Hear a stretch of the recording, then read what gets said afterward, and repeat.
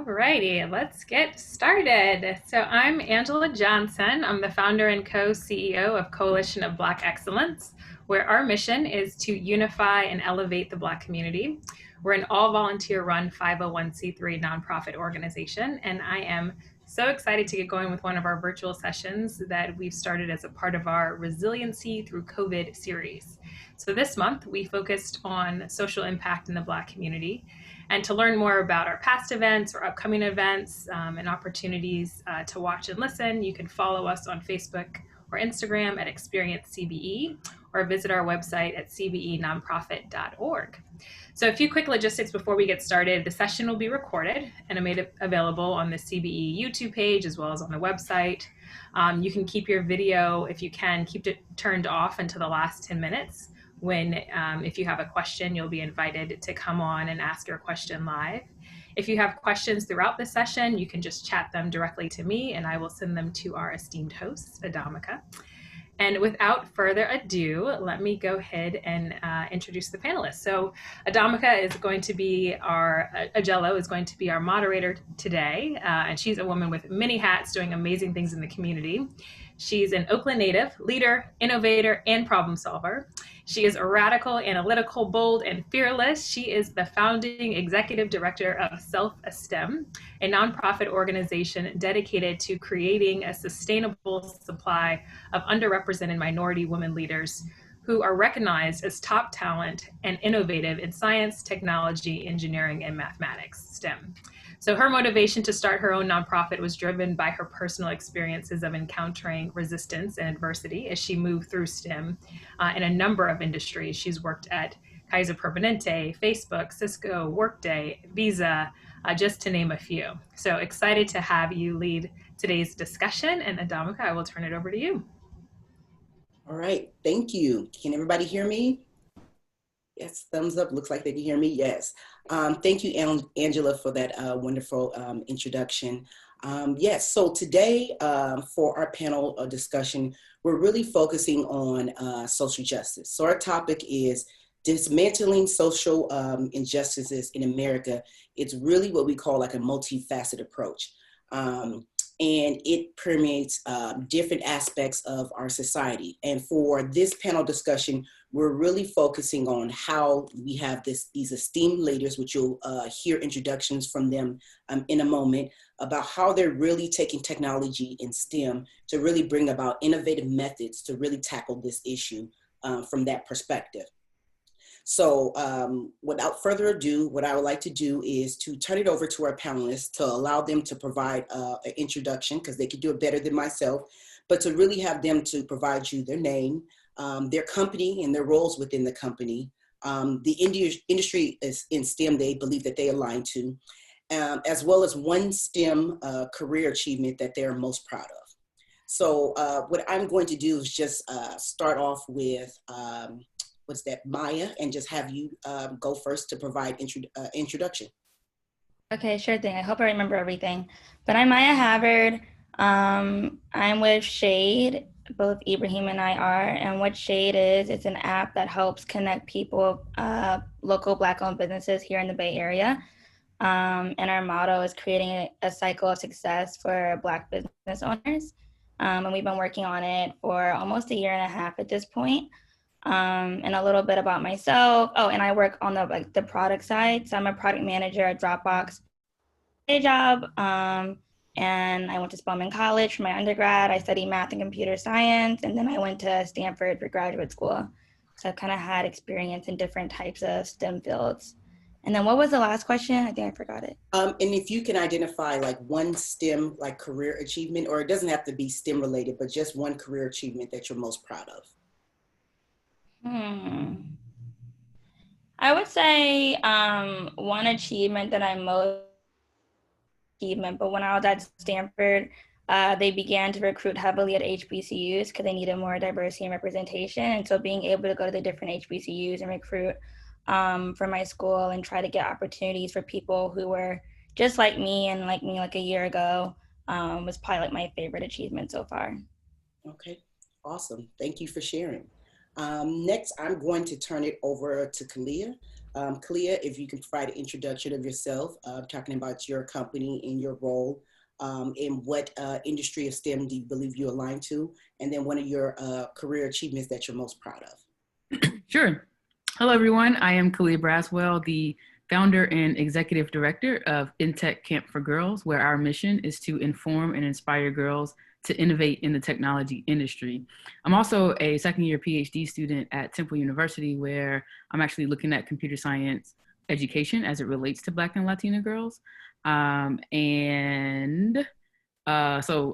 my STEM focus is straight up technology. I respect science, engineering, and math, but the tech part is what's important to me. I received an undergrad degree from NC State University in computer science, a master's in human computer interaction, and now I'm getting a PhD. And so, and I've also, I used to live in the Bay Area in Oakland, where I worked at Apple doing user experience design. And in all of these experiences, you know, while we're here, right, there's not a lot of people who look like me in those places. So that drives my work.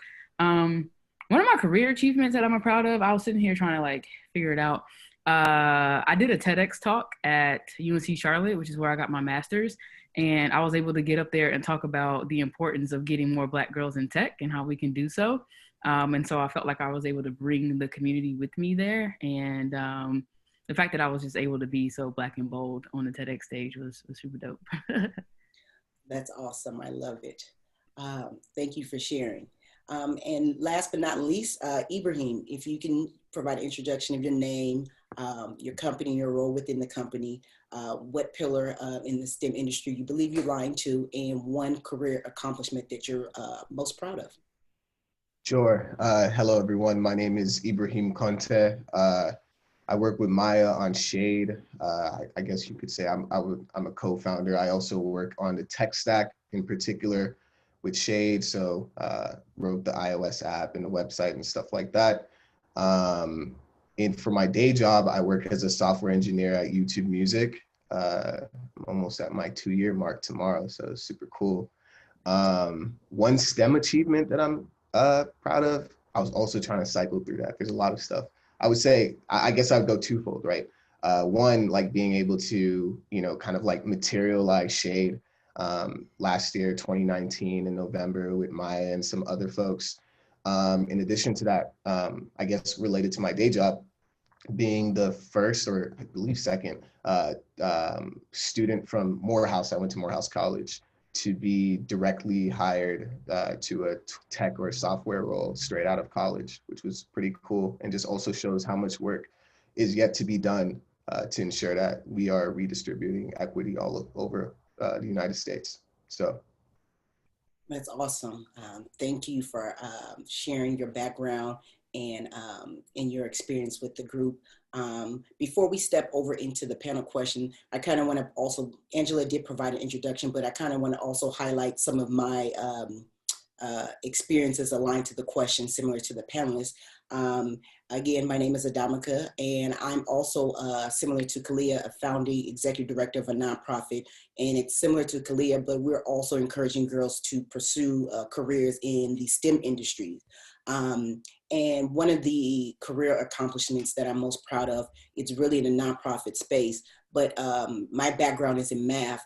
And so I'm aware that, you know, STEM roles typically pay 2 to 3 times the national average. So I'm really proud of really changing the social economic trajectory of young girls that come through our program.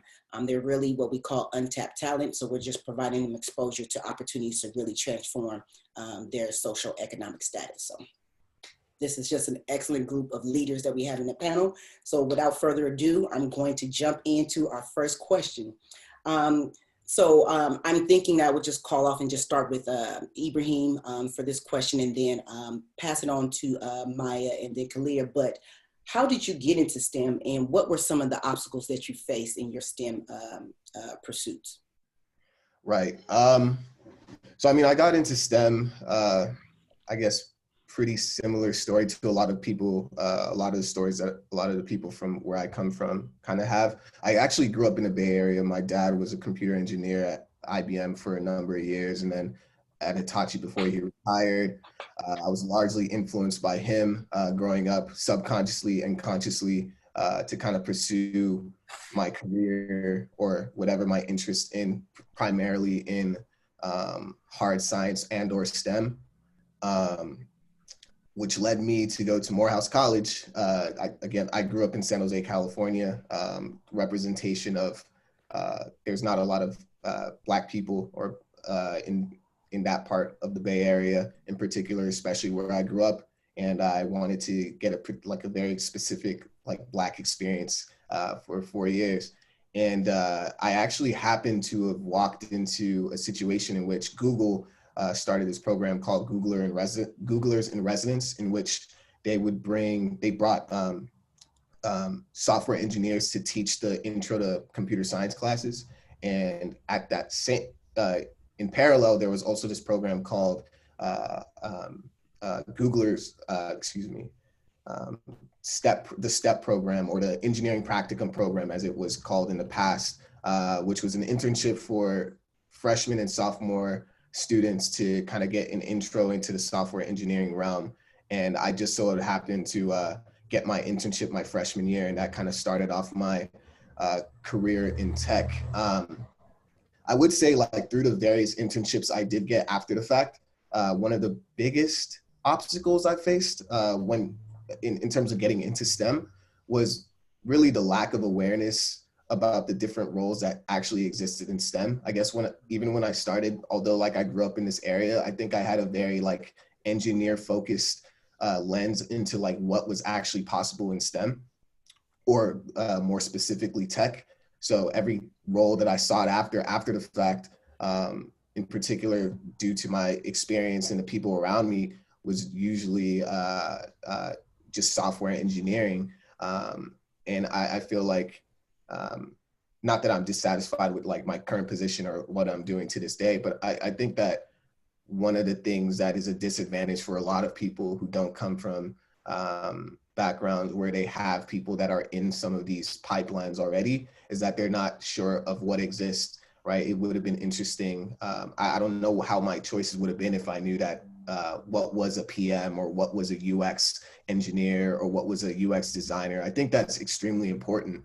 And then also, I think in addition to that, the scale to which technology obviously impacts our lives. I think we, think about the really big companies in particular, the Googles or the Facebooks and the Twitters and stuff like that, a lot of it being consumer tech, but literally the jobs that exist in this industry are endless. And I think one of the biggest things for me is trying to figure out how to broaden the awareness, not only of myself, but then other people around me, to ensure that, whoever has an interest in a very specific realm kind of finds their fit within this world where, the opportunities seem to be endless. So that's where I end. Okay, thank you for that. Mya, how did you get into STEM, and what were some of the obstacles you faced? Sure, I have a really different story than Ibrahim, but similar obstacles. So my parents are both lawyers. Everybody in my family was very much in the humanity side. I didn't really know any engineers growing up, and I wasn't really interested in it, but I was always a huge math person. I always loved math. And so I would do a lot of things in that realm. And so when I got to Spelman, I was I'm going to be a math major, and then I'm going to go to try to do finance because the numbers, I like numbers. And I took a computer science course my freshman year because it was a requirement for math. And so I thought I was just going to take this one requirement and get it over with to get to the courses I want to be interested in. And it turned out to be super hard. And so by the end of the class, I was you know what, I don't want to see this ever again. I'm over it. I got out. But then the next year, somebody encouraged me to take another computer science class, and I was actually doing pretty well in the class. And the professor, she was a new chair of the computer science department, and she sat me down and was you're in my department. It's saying you're not a CS major, but you actually are. It's official. Get with the program. You have to be a CS major. And I was looking at her I want to do finance. I know what you can do with that. Because at this point, I didn't know what software engineering was. When I thought of engineering, I was thinking like mechanical engineering. I was like, I don't want to do that. And so they're like, oh, you can be an engineer. I'm like, I don't want to do that, I promise. But eventually she convinces me. And so I call my mom, and this is the lack of awareness. And like, this is the obstacle that I think a lot of us face. My mom, who again, in the law field and just whole family is kind of more on that route. I asked her, I was like, so mom, I think I'm going to switch my major from computers or from math to computer science. My professor is telling me that's what I should do. And it's like a good opportunity. And she literally told me, like, I don't know what computer science is. I don't know what kind of jobs you can get with that. So like, you can't drop your math major. I know what that is. But you can like double major if you want. And that's what I ended up doing. I ended up double majoring because my one professor was like, you have to major, you're good at this. My mom was like, I know what math is. And so you aren't dropping that degree I'm paying for. And so I think that's like a good example of just like a lack of awareness. And that's how I ended up in computer science. And I did that whole route, and I did an internship as an engineer some summers, and that kind of stuff. But I think like my biggest obstacle over and over was that lack of awareness from the people that I really trusted. And it's not that I shouldn't trust them, but you don't know what you don't know. And then even the people you're asking, they might not know what they don't know.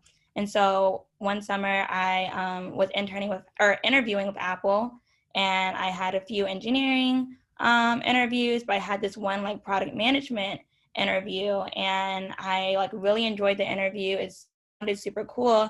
But then when I got like my different offers and I ended up with an engineering one and a product management one, I went back to some of the people who had helped me along the way. And I was like, which one do you think I should do? And then the sentiment again was like, I don't know what product management is. So like, you shouldn't do that one. You should do the engineering one. That's like what you're good at.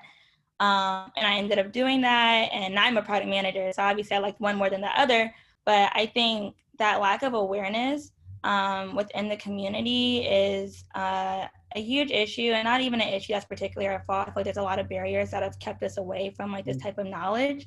But I think that's like the big obstacle. And so that's why I think mentorship and community and even events like this are so important, because that's what's going to break down those barriers for us. Thank you. Thank you for sharing. Khalia, on to you. You know, how did you get into STEM, and what are some of the obstacles you think you faced in your pursuits? Yeah, sure. The story that I always tell is that I got into technology through my mom buying our first computer when I was in the 4th grade, right? So she gave me the choice between a pair of Jordans or a computer. 4th grade Khalia's had foresight. It was like, I'm gonna grow out of those shoes. And so anyway, we got the computer, and it literally transformed from like my mom monitoring every little thing that I did, because this was her big investment, to after a year, her asking me questions, because I was just learning it so fast. And, you know, just exploring different things. And so she's like, hey, how you do that? And so I went from her protecting me from her computer to me showing her how to use it. And so I enrolled at Philip O'Berry Academy of Technology in Charlotte, North Carolina. It was a new high school. I just saw that it had tech in it, and I was like, cool, I got to go there. And so I went into this school thinking that I was going to go the computer networking route. I was going to, you know, learn more about routers and get a Cisco certification. And like, in addition to my high school diploma, like this was my like just, you know, path, right? And then my first class as a freshman, I was actually programming, and I was like, this is pretty cool. Like I can actually build something with code, show it to someone, which that someone was my mom, and they interact with it. And, you know, my mom looked at me and was like, you built this? And I was like, yeah. And kind of to both Maya and Ibrahim's points around like lack of exposure, while I had the computer, you know, I never really knew what my pathway was going to be. I just knew that I liked coding. And I liked getting that reaction from people. And I was also doing like MySpace pages and things of that sort, right? Later, you know, now I know like, oh, I'm a visual person. I like human computer interaction, user experience, like that's my jam. But I didn't learn that until the end of my undergrad degree. So I just went through this entire curriculum at NC State, learning computer science, but I didn't take a human computer interaction course where I'm learning about accessibility, learning about how people actually use technology until my senior year. And I'm like, why didn't I learn this before? You know, I'm like, this is what I like. And so I also had in addition to my high school teaching me how to code, one thing that I actually talked about in my TED Talk is that I also had women who looked like me teaching me. So my AP computer science teacher was a Black woman, and she had a computer science degree from Norfolk State. And so I just kind of think about this, these unofficial mentors, these women, these Black women who were teaching me, who were, running tech at my school, and how I'm pretty sure that had a large impact on me being confident that I could actually major in computer science. And then I had an official mentor once I got to NC State, but I also participated in this program called Black Data Processing Associates, BDPA. It's an older org. They had a high school computing competition. So like I was fully immersed, and I was blessed in that. And I realized the privilege that I had to have those opportunities because they don't exist anymore, not at least in Charlotte. Or I don't know, you would think that was 10 plus years ago that we would have more than what we have now. But anyway, I'll save that for later. One of the obstacles I had to kind of differentiate my answer, because I had one that was similar, I wanted to get a PhD coming straight out of undergrad. I got denied from everywhere that I applied. And the advice that I got was to go get a master's degree and reapply. But what happened was I did get a master's, and I had an internship at Apple, and I decided to go back to work. I'm like, I'm not going back. I'm like, they're paying me to learn. I'm gonna go back to Silicon Valley. And obviously now it's full circle. I am in school, but that was rough, right? Like I didn't have a plan when I graduated. I literally had my graduation dinner and I was like, well, I didn't get into my PhD programs. I haven't heard anything back from my master's programs. So I don't know, but had I known more about product management, more about user experience, and how my interest in human computer interaction and how people use technology mapped to careers, I may have applied to other programs, other like actual jobs. So that was rough, but I'm grateful to be here now. I'm grateful that I took that break. But I had mentors to help me navigate that, but you either have people who are like, go straight through to get the degrees. And I think I had more of those people around me than I had the folks who are like, go take a break, like go work, figure out what you like first, and then reapply. And it's only now that my hindsight shows me that like, oh, that was a good idea. Because I'm laser focused in my program, but and I didn't even find out about the opportunities grad school presented me in tech until I was almost about to graduate, right? So I think I could have maybe positioned myself to get in, but I'm here now, so. No, that's awesome. Just from hearing everybody's stories, it's kind of the theme that I often say when I'm like in meetings and looking to partner with either sponsoring companies or other organizations, but that lack of awareness. One of my phrases and saying is that it's not a skills and capability issue that's impacting the STEM talent pipeline. It's a lack of access and exposure that's impacting the talent pipeline. And just seeing you guys share your story, seeing that that's a common thread, it really resonates well with me. And this kind of ties into the next question and the crux of our topic. When we're looking at innovative methods and tackling social and racial disparities, what are some of the innovative methods that you're using to address these issues within your communities and within the workplace? This could be specifically tied to the STEM industry, but it also can just be in a general capacity. So with that one, I'm going to kind of reverse order it. And actually, let me start with Mya on this one. Mya, if you can go first and address that question, that would be great. Sure thing. So the social justice issue that Shea'd tries to tackle is getting more support for our Black-owned businesses, trying to get more dollars within our community. And that's an issue that's been very close to my heart for a while now. But I think, I'm not sure if innovative is even the right way to describe it, but I think the way that we're trying to tackle it and the way that's a little bit different is that I'm trying to use, and the whole team, like the skills that I've learned in school or from working at these tech companies, and applying that same level of quality and that same level of passion to these social justice issues. And so when I first joined the Shea'd team, I was still at Stanford finishing up my grad school, and like I would learn like one method for product management like in my class, and like I would get like a good grade on that assignment, and then I would take that exact same method and try to apply it to the problem that I care about, which is Black businesses and getting more support for them. And so I think, I'm not sure that's like a very innovative way, but I think trying to use that same, like learning from these different places, learning from Dropbox, learning from my internships, learning from Stanford, and applying all those learnings immediately back to a problem that I really care about and a problem that I know will make a change in the community is the way that I've personally been trying to tackle the issues that are close to my heart. Awesome. I would say definitely it's innovation in the sense that you're addressing the problem, because, you know, it's only more recent trends that we actually see a lot of funding and organizations putting money behind the narrative of actually supporting Black businesses. So just even seeking to address this issue, if we were to look at that, the number of volume or number of people tackling it, it's not that many groups. So just actually trying to solve this problem, for me, I view it as even innovation in itself. So do want to thank you and applaud you for your work. I know Ibrahim is your partner, but I would like to turn over the question to you and see if you have anything you would like to add and share about any innovative methods you're using to tackle social and racial disparities, either within your communities or within the workplace.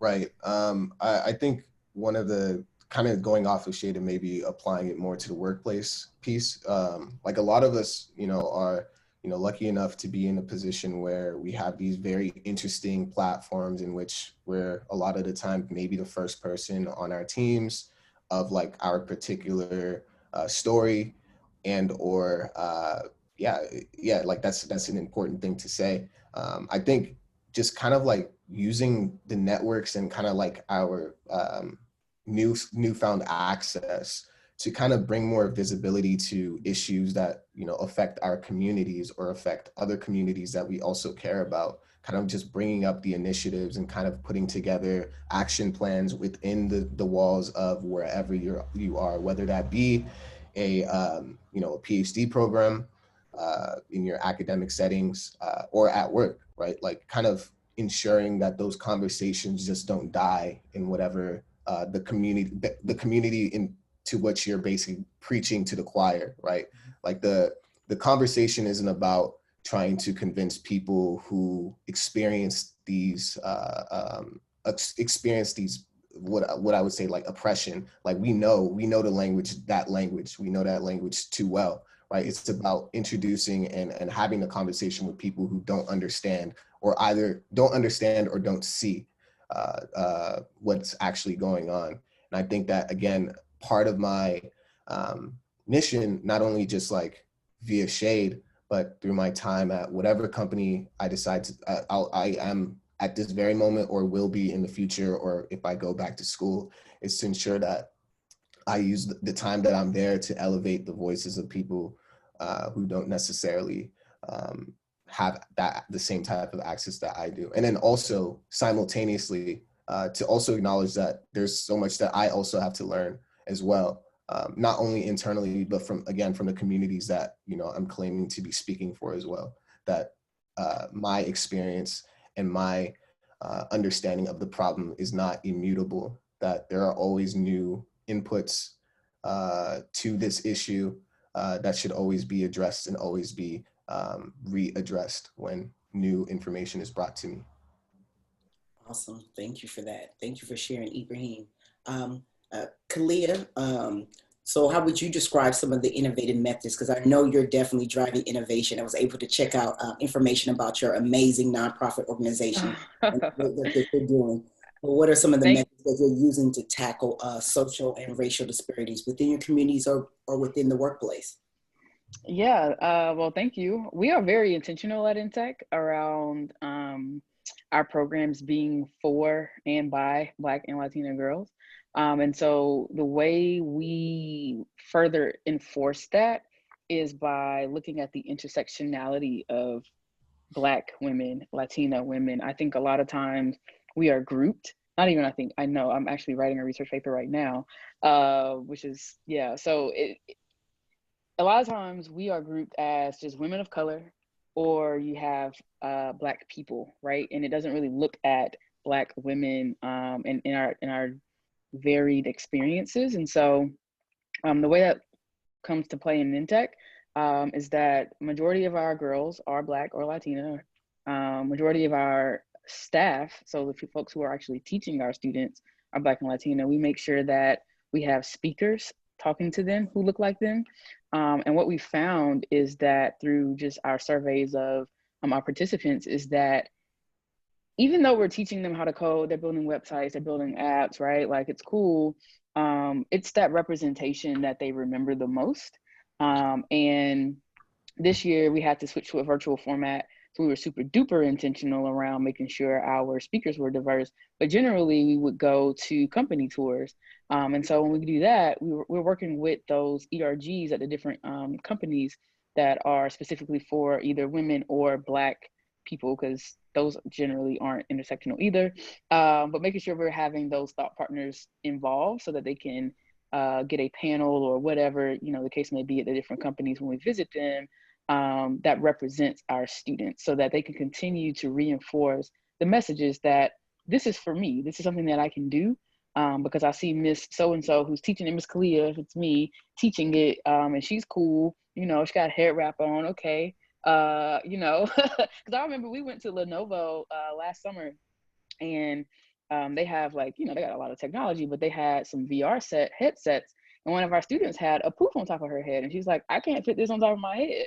And I was like, yeah, no, because I already know why, right? I know why, and it's just kind of like telling her, like, okay, that's all the more reason for you to work at one of these companies, so that you can say, hey, how am I supposed to put this headset on my head when I have a poof on, like showing up as herself and being a part of these conversations is something that we try to make sure we drive home with our students. And then, also looking at the peer community that they're building when they come to us as well, when they see other students their age that's liking what we're doing, right? That's really good at, building the websites or coming up with ideas and things of that sort. And so we're not exclusive at Intech, but we're very intentional in our recruitment in that way. And so that's pretty much how we are single-handedly just addressing both the social and racial disparities. When I got back to Charlotte after leaving Apple, there was a lot of discussion around the digital divide and in Charlotte, and basically just trying to understand that like students in certain pockets don't have access, right? Like they legitimately go home and either they have a phone and that's their only way to get online, or they don't, and they can't get online. And so making these assumptions, it's just not fair. And that kind of gets into like the socioeconomic part, but and we even saw that this summer, right? Because we were all virtual, we were all over the country. And we had to provide laptops for a few students, and we ended up letting them keep it because it's like, well, COVID isn't really going anywhere. We're going to continue to be virtual. So I'm not sure what your school or your school district is doing, but here's a laptop, like you can keep it. Because we want to make sure that everybody is able to come and play the game, right? And be a part of what we're doing in leveling the playing field. And so those are a few of the things that we're very, very intentional about, and that we've seen just kind of through the feedback that we've gotten that works for our girls.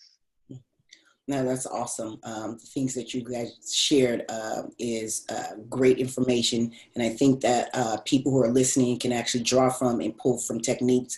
One thing that I would like to add too as well for myself is just thinking about the innovative methods. And Khalia, you mentioned about the work you're doing with the young girls, but I think it's very important that when we actually give instruction, that we also give instruction that is culturally relevant.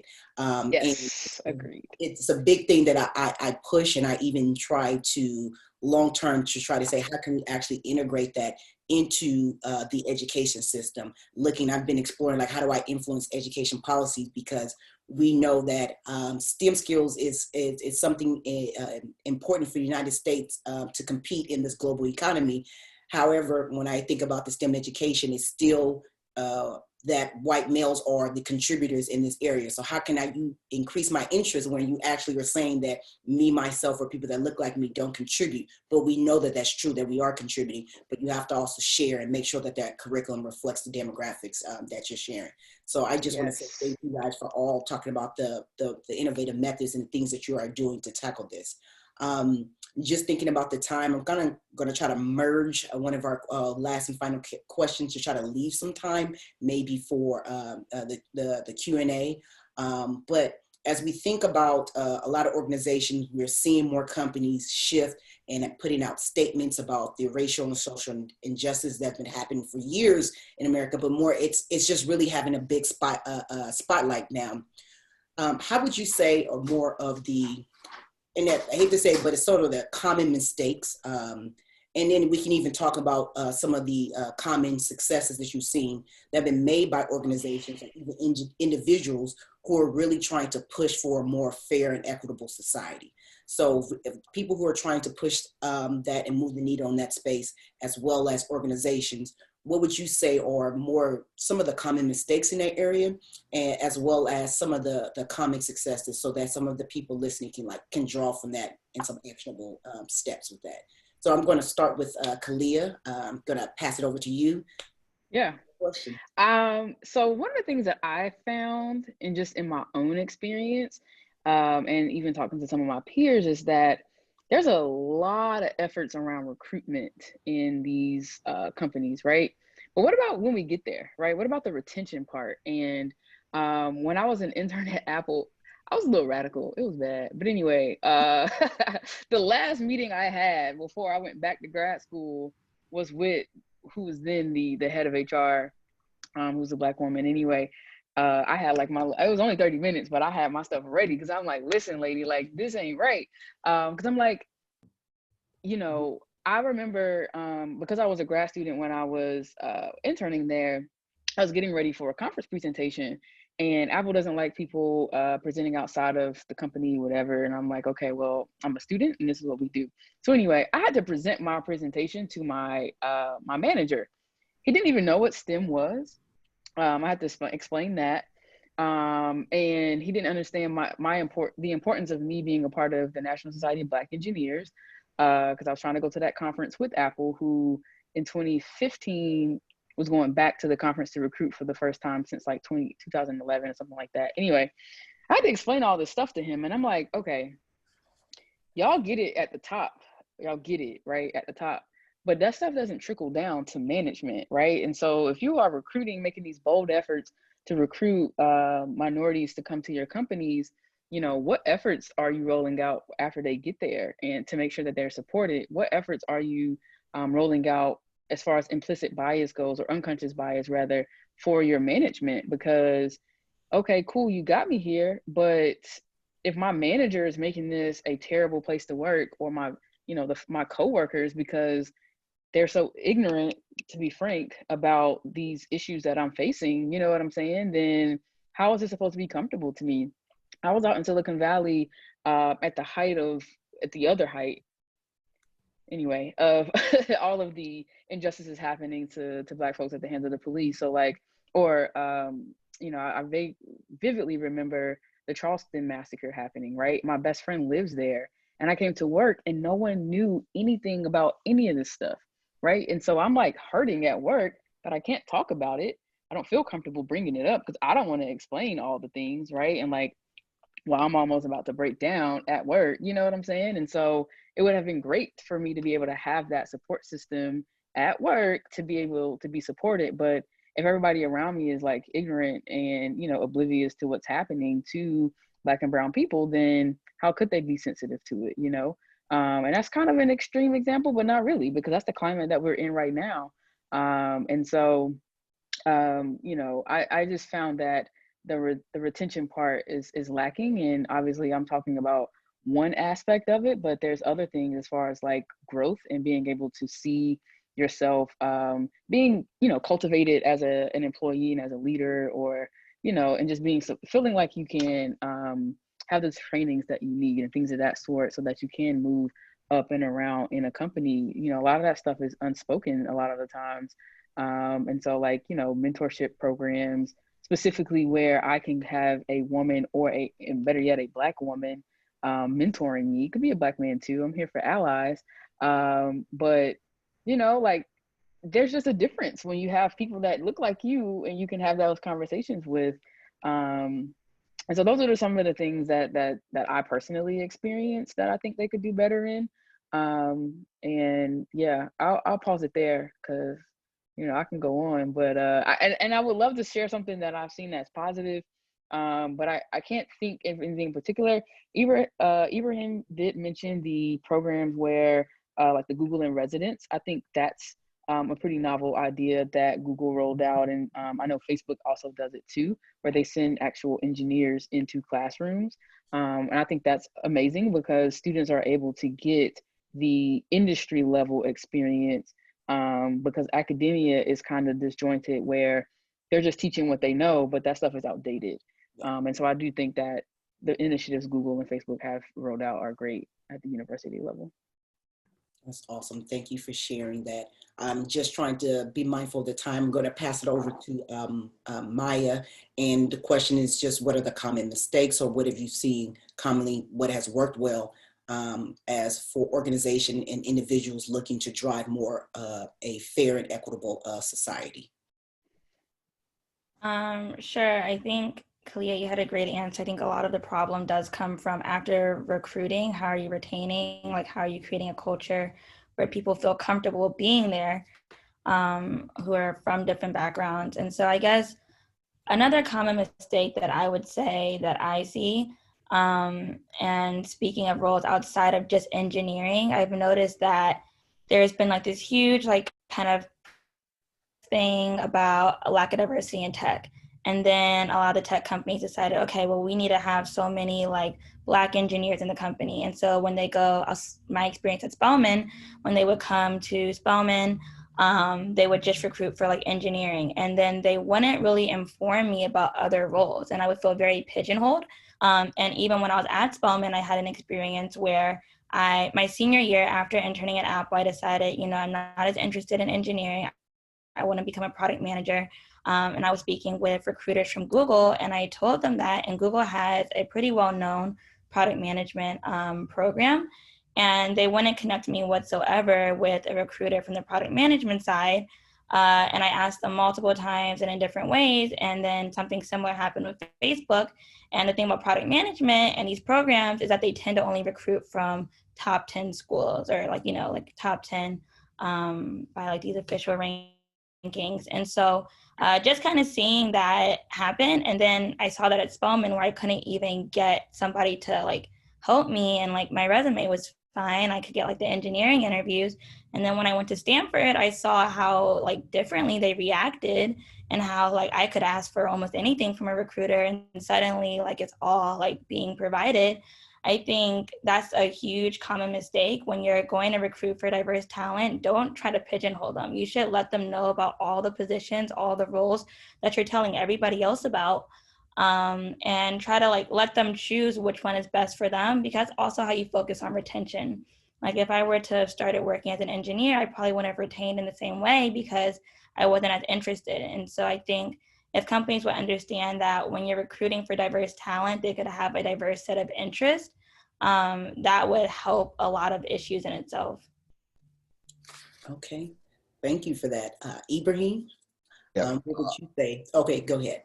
Yeah, I'll try to be short. I think as individuals, common mistakes that we make, of course, I think that we should have more of a positive tone and positive energy in terms of like us trying to create inclusive spaces, us as in Black folks, everybody else as in everybody else. I think that there is not too much to ask for, right? Like, I don't think there's something that is too radical to ask in terms of some of these conversations, to just ask the question, right? We should, let's just say like your company A says, okay, we're going to put $10 million towards this. Why not X million dollars, right? And like, we have all this money, we could do this, we could make a commitment, and not only just put money, why don't we have like an actual presence at these places, right? Like, I think that there's not enough positive energy that happen, and that's such like a vague like idea or like term, right? Saying positive energy, but I think that kind of going into these conversations and saying, yo, like, we need like this, right? Like, we need more than just like this, right? Like, this is, if we're trying to address systemic issues, like institutional issues, like just like a write-off or something like that is just not enough, right? There has to be a sustained relationship, a sustained action. And I guess one successful action that I've seen through a different organization that I was a part of, Code 2040, in which, right, their whole thesis statement is by 2040, the demographic of the United States is going to look completely different than it is today, right? And their whole mission is to create that same demographic switch within like the tech industry, right? So they establish all these programs where they've created like an organic community from when you're a student in college and first joining as a fellow, all up until you graduate. And even as you graduate, that like fellowship that you have, not only with the individuals that work to kind of like make that program happen, but also with the other students as well. That community is important because you're going to see these familiar faces over and over and over again. Like, I can't, begin to say like how small like this community actually is. Like, I see people all the time, and I'm always super surprised that I'm like 1 to 2 people removed from another person, no matter how, like, where they're at in their career. And like kind of like building that support system is important, because it makes you feel like, yo, like, I could get into tech, and if I want to be a PM, I could just talk to Mya. If I want to be do something with UX, I could talk to Khalia. If I want to start a nonprofit, I could talk to Adamaka, right? Like, having that connection and knowing that there's people there that are willing and able to help you out, who also have far-reaching goals and far-reaching ideas of like how we could truly radically change not only like the tech industry, but just like society in general, actually is extremely important. And I would just wanted to like really shout out Code 2040 for the work that they did, and other organizations that kind of do the same type of thing, like build authentic communities and pipelines of success, a cycle of success, right? Like what Shea'd is trying to do as well. So that's awesome. Thank you. One thing I did want to add to this question, I know you guys highlighted some of the common mistakes, and we do see it often. But in my corporate life, my background is in workforce planning and analytics. And one of the things that I always try to say that I see success is when first you identify the root cause. If we think about how you want to approach and we want to solve this, I think the biggest challenge that I'm seeing from a common mistake is really people tackling symptoms. But where I actually see success, where people are actually creating what I call thriving environments, or seeing environments where people are able to excel, is to really, from a problem perspective, is to really identify what is the root cause, what is causing this, and not necessarily tackling just symptoms and the side effects. But I've seen that worked really, really well. So I definitely want to thank everybody for speaking and sharing their story. We know that tackling social injustices and racial injustice, not only in America, but across the world, is something that is multifaceted. It requires multiple angles and a lot of effort to actually undo things that have been happening for hundreds of years. So I definitely want to go into a Q&A, but I definitely want to thank everybody on the panel for speaking and volunteering your time to really share your story. It's really, really important for our communities to actually have this exposure and to have this access.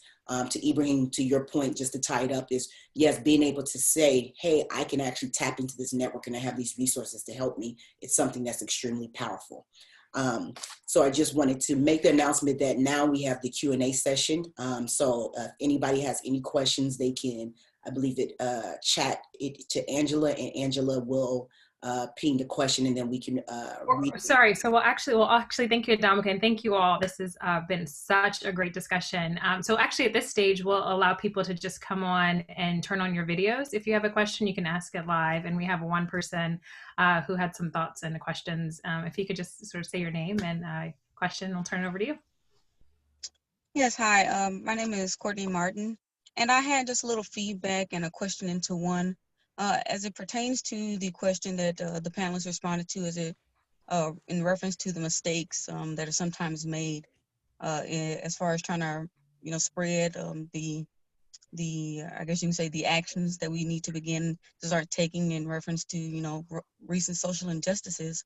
I've experienced that though ERGs and BRGs are sometimes developed within companies, they don't receive the full support of their leadership or the executives, who, of course, promote them through HR to do. But as soon as they're done, they kind of just leave you hanging and allow you to come up with your own events or own ideas.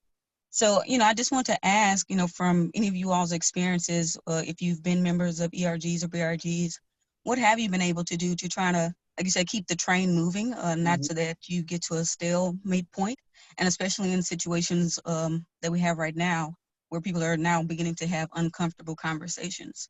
So, just what advice would you have on that? I can, if anybody doesn't mind, I can actually share that. So at two companies, I was very active in the women ERG group, as well as the Black employee ERG group. And to your point, there were some challenges there. One of the recommendations that I would say is definitely, before even beginning that work, is to really what I call mind map, like what are your business imperatives, like what are your strategic objectives. So for instance, there was one company, and to Khalia's point, it was retention. We saw that for the Black employees, yes, you're doing all this effort to bring us in, but when we get here, it's like, ouch, this table is mean. This table, I have to sit at the table, but it's rude and very, very unwelcoming. And I'm being very polite with some of my words, but, and so what we did is we said, well, what can we do? What is one of our work streams that we wanted? We wanted to really talk about being able to have a thriving career. So that's focusing around coaching, and then also focusing the coaching on how to get promoted to grow within the organization. That was one of our pillars. And then we heavily leaned in with our executive sponsor. But if you think about it, even though you're an ERG group, you kind of have to think about you being your own individual startup within the company, and really identifying what I call your strategic imperatives, or your strategic work streams that you want to see for your group. And I would recommend identifying no more than 3 to 5. And actually, you're going to have to do the heavy lift of the work to say, like, with the coaching, we actually had to go out and find vendors that were culturally relevant vendors. We had to do a lot of the legwork, and that's why I said being the mindset of this the startup. But by actually having what I call a strategic plan and then turning it over to leadership, you kind of put the ball in their court, where it's just like, you can't say you don't know. You can't say that we haven't put any thought through it. It's really put it in a position where if you say no, that ultimately it's exposing that you are not supporting us, and then we need another executive sponsor. It does require a lot of work, because you're actually trying to dismantle things that are embedded within the system of the organization.